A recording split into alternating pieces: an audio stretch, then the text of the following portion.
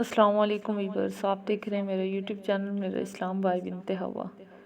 طارق بن عبداللہ المحاربی رضی اللہ تعالیٰ عنہ فرماتے ہیں کہ میں نے اللہ کے رسول نبی کریم صلی اللہ علیہ وسلم کو بازار ذی المجاز میں دیکھا، جبکہ میں خرید و فروخت میں مشغول تھا۔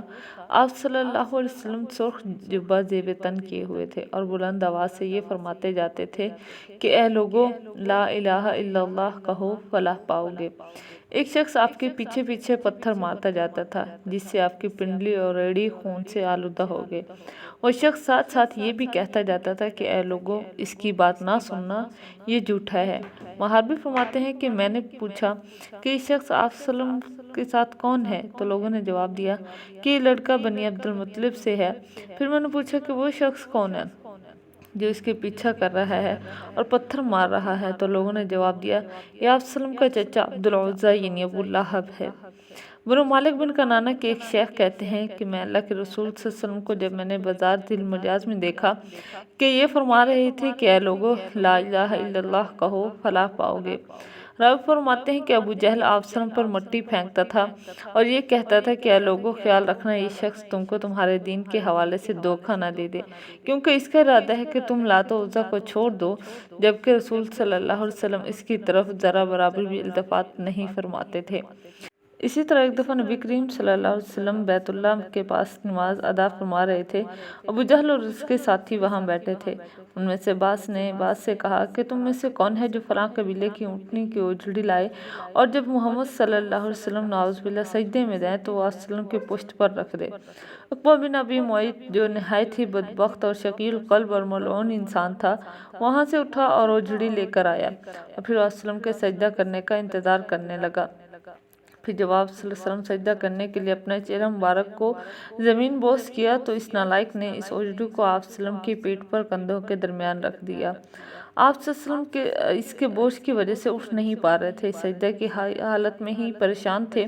دوسری طرف ابو جہل اور اس کے کم بخت ساتھی سب کے سب ہنسنے اور ٹھٹھا مارنے لگے۔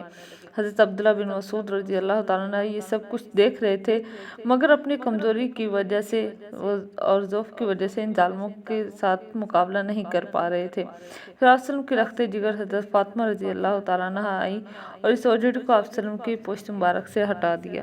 اسی طرح ایک دن ابو جہل نے قریشیوں سے مخاطب ہو کر کہا کہ محمد صلی اللہ علیہ وسلم ہمارے دین میں عیب نکالتا ہے، ہمارے آباء و اجداد اور معبودوں کو توہین کرتا ہے، اس لیے میں اللہ سے عہد کرتا ہوں کہ کل ایک بھاری پتھر لے کر بیٹھوں گا اور جب وہ سجدہ کریں گے تو اسی پتھر سے اس کا سر کچل دوں گا، نعوذ باللہ۔ جب صبح ہوئی تو وہ ویسا ہی پتھر لیا اور جیسے کہ اس نے بیان کیا تھا لے کر انتظار میں بیٹھ گیا۔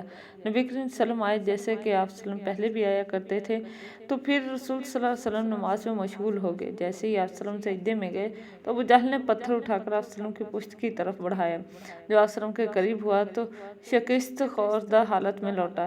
اس کا رنگ پھک تھا اور وہ ایسا مرعوب تھا کہ اس کے دونوں ہاتھ اس کے پتھر سے چپک گئے تھے۔ وہ بمشکل اپنے ہاتھ سے پتھر پھینک سکا۔